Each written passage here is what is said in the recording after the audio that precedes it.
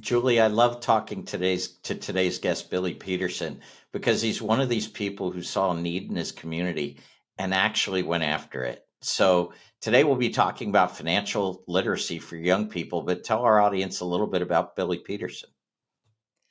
Billy rode racehorses for 9 years as a professional jockey, becoming the #1 quarter horse jockey in the USA. After retiring, he became a financial advisor and is a 5-time member of the Raymond James Chairman Council. He was also named to Barron's list of top advisors in the United States and has been selected to America's Best in State Financial Advisors by Forbes 6 times.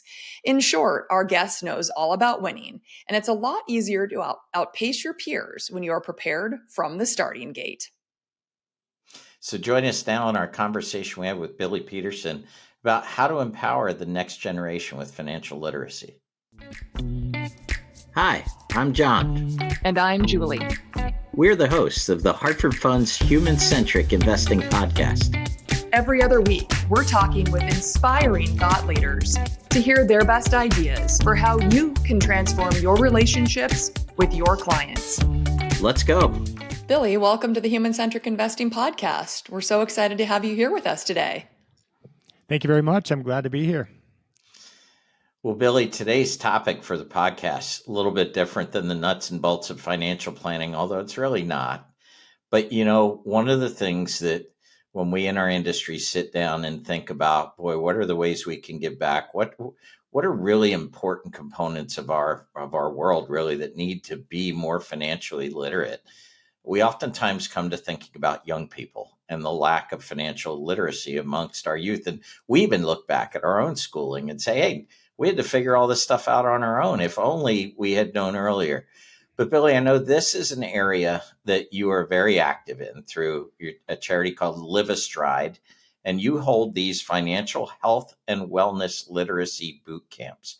So this whole episode is going to be about your involvement, kind of how you came upon this, some of the lessons you've learned that you want to transmit to that next generation, and really kind of about the boot camps themselves, what you do and how you do it. But let's start with what kind of motivated you to get involved in your community this way?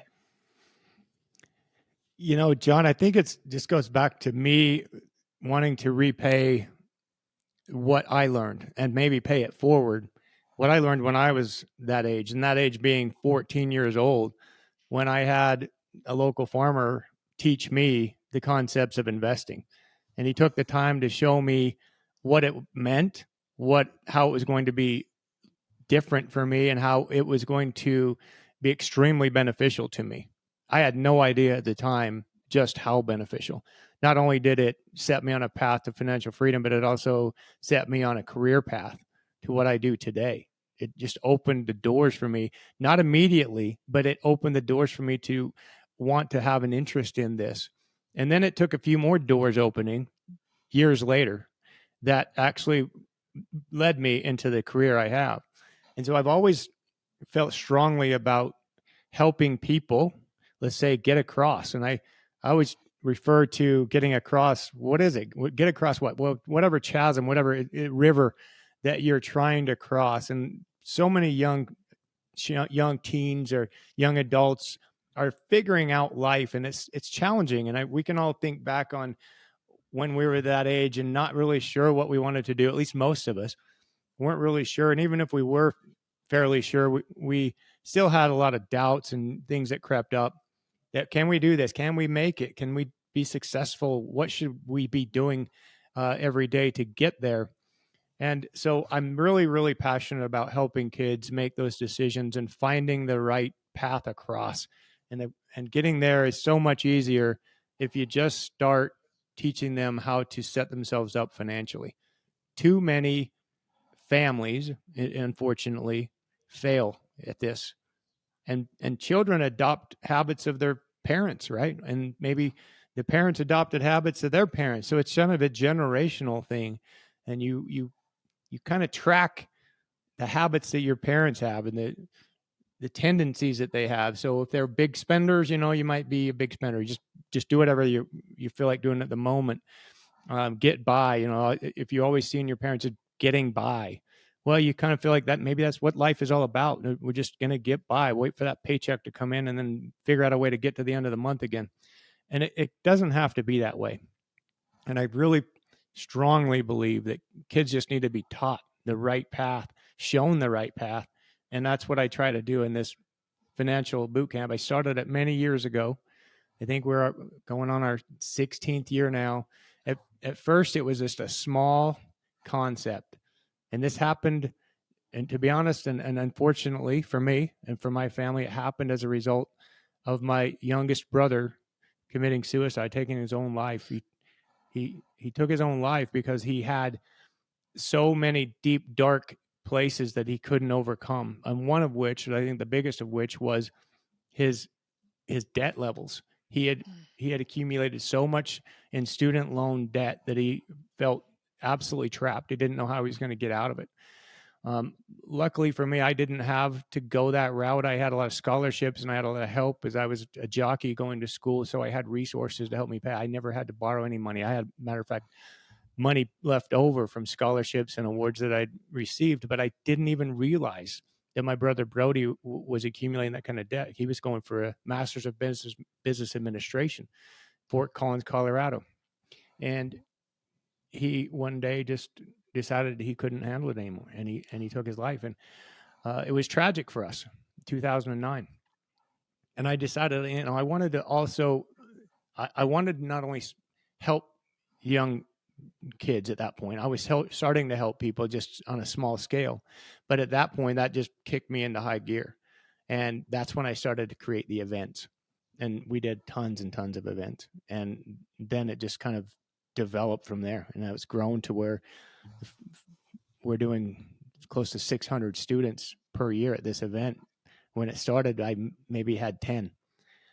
So it's really became a very well-known event here in our community.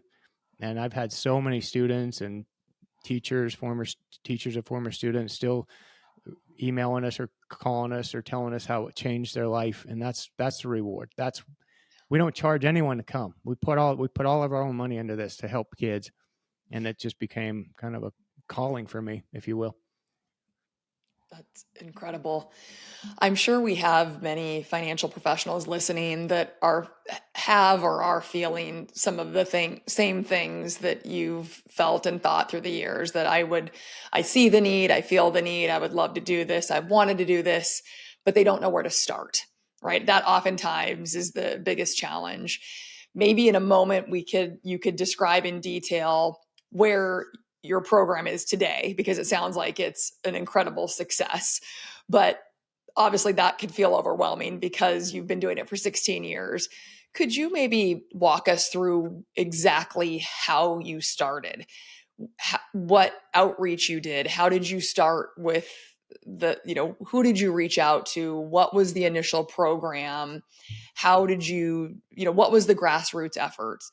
Just so that maybe that one financial professional that's been wanting to do this might be inspired to say, you know what, I'm going to pick up the phone, or I'm going to write that initial email. I want to get the ball rolling and emulate what you did, because you've got to start somewhere. Oh, I love to talk about this stuff because, it's a big part of my life. And yeah, I don't make any money on this. This is not a business building activity. Okay. Right. None of these students are clients of mine. And I'm not expecting that. I don't want that. I want to help them. And I'm not asking for anything in return. What I'm getting out of it is satisfaction knowing that I'm helping the community. I'm helping students get on the right track with their lives. And I know without a shadow of a doubt that it's going to make a huge impact. I wish I could go back and thank Mr. Tucker, who showed me the path when I was 14.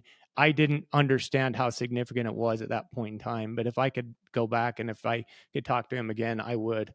And so I know that it's making a difference, and it's going to for years and years to come. When I first started, to get back to your question, I wanted to help but I didn't know how. And so I reached out to some of my local clients, some of my top clients that I knew had children about the age of, let's say, 12 to 16. And I thought, well, at that age, they kind of have the ability to understand concepts about money, investing versus saving versus debt.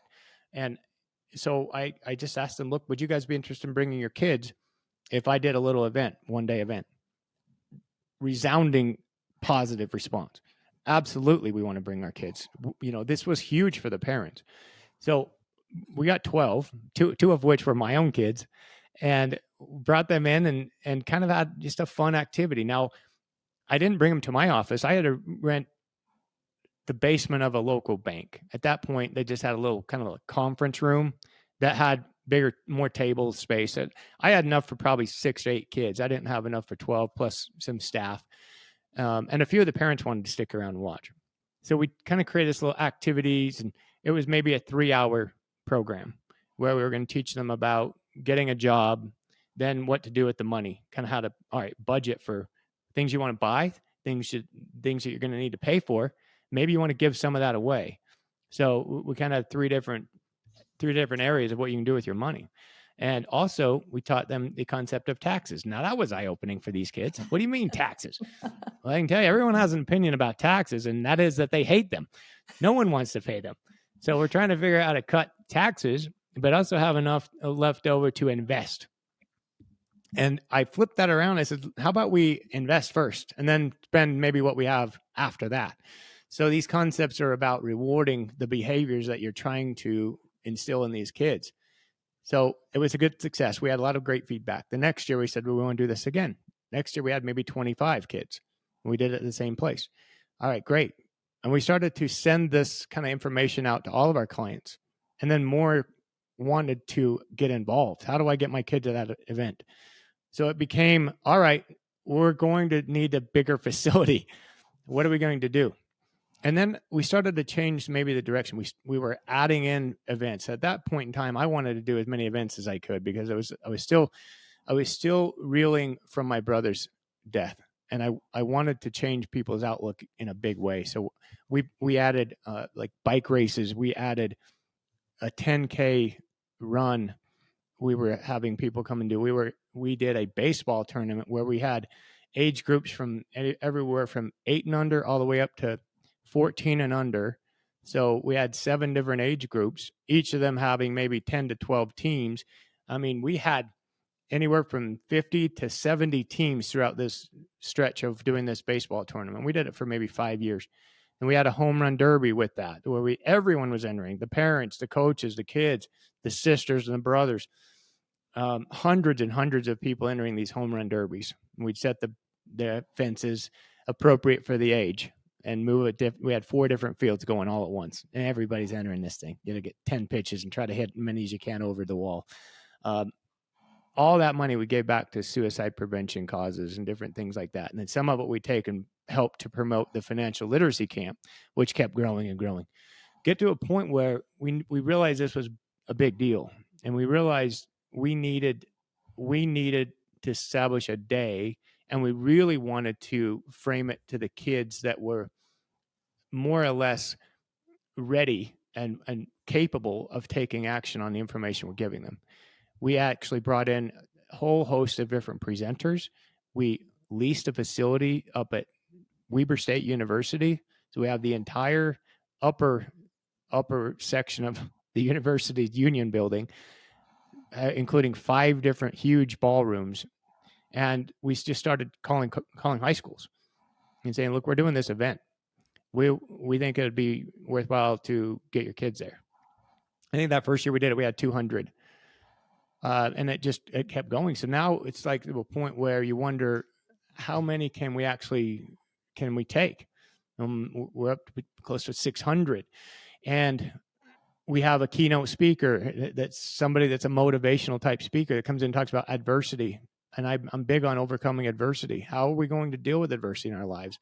Is that going to knock us down? Is that going to define who we are? Or are we going to be done at that point? Because none of us gets through life without some scars, right? We have some scars, and all of us can look back and decide how that framed the rest of our lives? Did we learn from it? Did we grow from it? Did we make something out of ourselves because of it? And so the keynote is a big part of the day.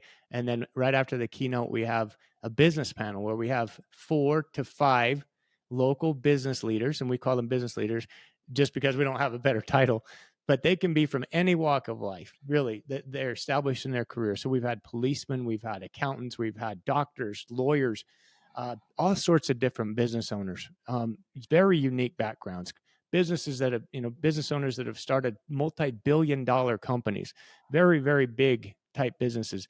And then some small business owners, that maybe started a private school, and they do that. We've had veterinarians, we've had plastic surgeons, list goes on and on and on. So every year we have 4 to 5, and we let you know how many years we've been doing this. So we're getting up to where we've had close to 100 different business panels. The cool thing about this business panel is they all share their story of what it took to get where they're at, why they chose their profession, what they should or would have done differently if they could do it all over again, what they attribute to their success, and then open it up where the kids get to ask tons of questions. We always run out of time. There are literally dozens of kids that still want to ask questions, and we're out of time. We have to leave. So we try to communicate that and field those questions and then respond later. But it's just an amazing experience for that. All throughout the morning, we have all these different classes that are being held, from debt management to investment concepts to and we have some folks that John would know. Matt Montague comes every year. He's such a power force in that. He loves to be there. He teaches kids all about concepts of investing and doing smart things with money. Also about just being a good person and how to maybe secure a job, how to get in and make yourself different.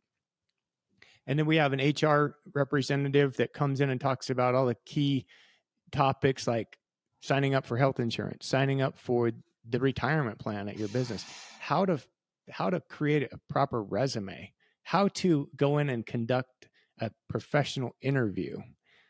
Now, if I would have been able to sit through a program like that when I was 15, 16 years old, I think I would have done wonders. It's amazing what you can learn. And I've just brought all this together over the years because I learn as I go, and I can see there's a need. And I can see that one of the things we're failing in this country is teaching our kids how to be financially independent. I don't think they're getting near enough of that. They're getting too much basket weaving and not enough financial literacy. And that's what I really feel like is an area that I have been called to help teach. Billy, I think what is unique about, and Matt talks about your events all the time, just in terms of the young people who are there and how excited and energetic the event is. But I think what's interesting is you mentioned the foundation was around financial literacy and teaching them the basics of many, and especially practical implications of financial literacy. But it's also, you specifically called the financial health and wellness boot camp, right? So was wellness always a part of it? Did you see that need that needed to be addressed? And I know you mentioned the keynote there, but you're right. Those are such influential ages. And Billy, I don't know about you, but I think being a kid today has got to be 10 times harder when we were kids, because now you got all this social media stuff and technology around you. And so I think the wellness part of it is probably every bit as important as the financial literacy part.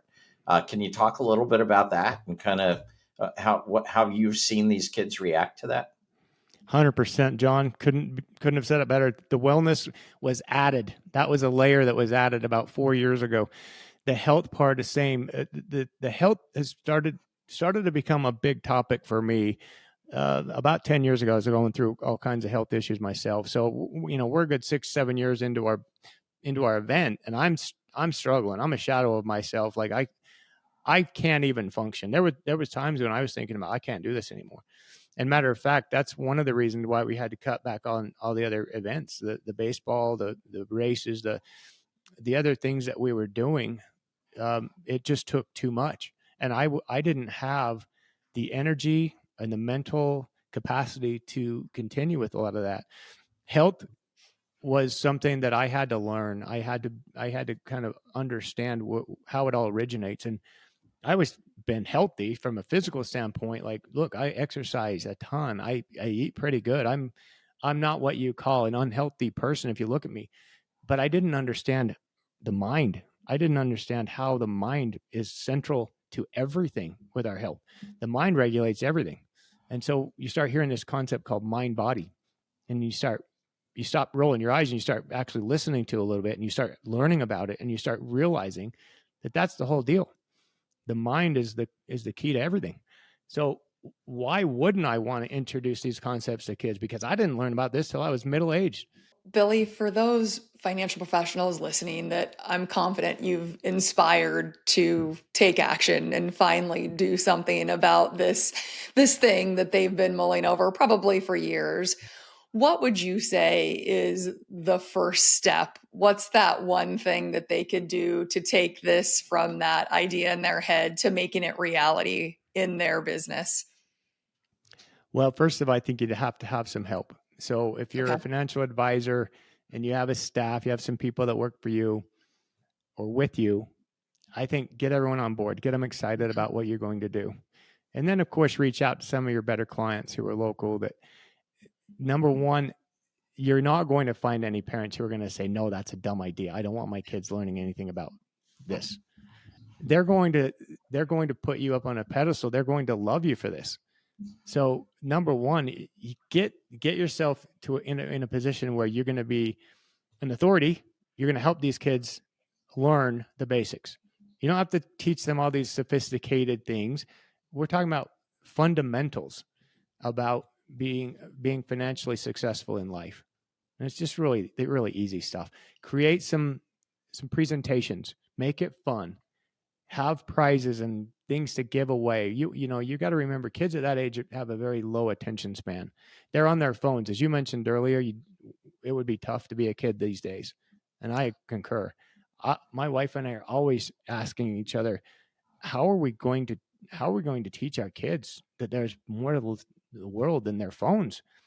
I am very scared for what this next generation might be dealing with. I've dealt with some kids, and they really have a hard time. It's challenging for them to communicate one-on-one, to verbally communicate, because they've never developed those skills. They're on their phone. I coached softball for 9 years, high school level. I was the head coach of the high school softball team, and I saw it right there over the years. It just got worse. Trying to communicate with the girls, and they are terrified to look at you in the eye. They don't know how to verbally ask you a question. They would rather be looking at their phone, and so they might leave practice and then send you a text or something like that. Like, why don't we talk about this? What's wrong? And I feel like that's a big challenge for the future generations. But I don't know how that's going to shake out. It's going to be interesting. But I'm trying in these boot camps to teach them that the skills that you're going to be needed to display and what's going to separate you and set you apart from the majority of the people in your age group is the ability to talk, the ability to get up in front of people, to do a presentation. And number one, biggest thing, I think, is the ability to sell. If you can sell something, you can get a job anywhere. You have those skills, and you can't sell things by sitting behind your computer. At least I don't think you can. I mean, yeah, marketing plays a role, but if you want to gain a relationship, you have to be able to speak one-on-one. Well, Billy, congratulations on all your efforts and how you're touching the lives of kids in your community. It's admirable, and I hope that some of our listeners have had some of those same thoughts. Maybe they'll follow your lead and start something, whether it's in their basement or the basement of a bank building in town or wherever they've got to do it. But I hope you're very proud of what you've been doing. I know those kind of comments aren't why you do it, but just for Julie and I listening, it's inspiring. And, just a moment ago, you mentioned fundamentals of investing. Well, Julie and I have a little exercise we like to go to with the fundamentals of the guests that we have on the program. We call it our lightning round of questions. where we just like to ask our guests some very simple questions. We're looking for top of mind answers just to help our audience get to know Billy Peterson a little bit better. So if you're game, we'll fire a few of these questions at you, see how it goes. Let's roll. So, Billy, what's the best age? The best age Age, yep. for people? In For in your you. opinion, what's the best age? Let's see. I'm going to say the best age is the age when you don't think anything's ever going to change. And that's from probably about age 15 to 21. You're just everything. You have the world by the tail, right? And there's no problems. You don't have any bills. You don't have any problems. You're just going around. You're all your friends. And that's when you're a night owl, John. That's when you really, there's no late. There's nothing that's too late. You want to go to a party. It's 1 a.m. I'm there. Where are we going? I'm down. Let's go. Now, I mean, somebody calls me and wants me to go out at 8:30 at night. I'm thinking, are you crazy? What are you thinking? I'm not going out of the No house. way. But at that age, there's so much, excitement, and you're always dating, and I don't know, it seems like there's always something, and you're always excited about something. And the worries are very, very small at that point in time. Then you get married, have kids, everything just starts to hammer you. So it changes quick. So, Billy, I know you're a busy guy, not only with your business, but you're a family man. You've got charitable interests. So, my question is, how do you get all this stuff done? Do you use a paper to-do list or a digital to-do list? My staff around here, they get so annoyed with me because I have to write everything down. I'm just such an old-fashioned guy. I'm still having them order me the calendars, that I use to write things. And I don't know, it's something about writing it down. It makes it official. When I put it in my phone, I don't really consider that to be official. I'd be like, maybe I'll do that. Maybe I won't. So I started to use the note app more in my phone, but it still takes me a conscious effort to think about opening that up. And I guess it's just old habits are hard to break. I just like the paper. I like to touch things and see it on in writing. I like to write. I like to write things down. So I still got to use a calendar and write down the scheduled items, things like that.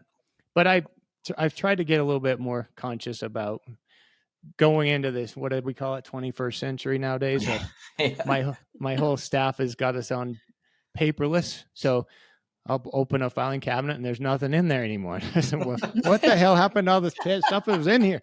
It's gone. So it's somewhere in the cloud. I got to find They figure once they immerse you in digital, you'll have no choice, I guess. Yeah, Exactly. Yeah, just force me in there, whether I want it or not. Sink or swim. What's your favorite city in the U.S.? Favorite city in the U.S. Ooh, it's gonna have to be Boston. Boston, I love it. I've been there multiple times, and every time there seems like there's something new. I'm a history buff, so I love seeing places that have a lot of history, and you can just kind of feel like you're imagining what was going on back in those days and how things transpired to form our country. And of course, I love the Red Sox. So going to Red Sox games, I've ran the Boston Marathon 4 times. And I became a Red Sox fan in 2004, which obviously broke the curse. So I take most of the credit for that. As you should. So, Billy, my last question. We all know how successful you've been in your business. And obviously, we've talked a lot about horses. So, but you talked about kind of sensing horses and being present with them. Would you describe yourself as an introvert or an extrovert? Or maybe on a scale of 1 to 10, 1 being heavy introvert, 10 being heavy extrovert. Where would you put yourself? I am an introvert, no doubt about it. It drives some of my family members crazy because they want to go to parties all the time, and I'm kind of like, ooh, how do I find my way out of here? And I mean, if I were to choose something, whether it be a raging party or going to read a book in a library, it would be the book. Mm-hmm. I just connect. I find myself to be, more comfortable where I'm not having to always answer questions and talk to people and kind of come up with things that I'm going to say or want to say. I know I've had to, that was a challenge for me, having to get out of my comfort zone, because I'm in a business where I need to talk to people. Obviously I need to talk to people. And so it was something that I needed to overcome. Let's say it was a crutch. And I felt like I was always uncomfortable, but I made myself comfortable being uncomfortable, and I had to do that. But I'm still, by nature, I'm more of an introvert, and I spend time with my horses just by myself. And for some reason, that's just so relaxing to me. I enjoy it. Well, Billy, we can't thank you enough for joining us here today on the Human Centric Investing Podcast. And for our listeners, if you're interested in finding out more about Billy, there are 3 ways to do so. First, you can check out his new book, From the Starting Gate. Second, you can access his podcast, which is called Harnessing Your Wealth. Or third, you can visit his website, which is petersonws.com. Thank you again for your time today and for sharing all of your wisdom and insights with us. It was fun being with you guys. Appreciate it. Thanks for listening to the Hartford Funds Human Centric Investing Podcast. If you'd like to tune in for more episodes, don't forget to subscribe wherever you get your podcasts. And follow us on LinkedIn, Twitter, or YouTube. And if you'd like to be a guest and share your best ideas for transforming client relationships, email us at guestbooking@hartfordfunds.com. We'd love to hear from you. Talk to you soon. The views and opinions expressed herein are those of the guest, who is not affiliated with Hartford Funds.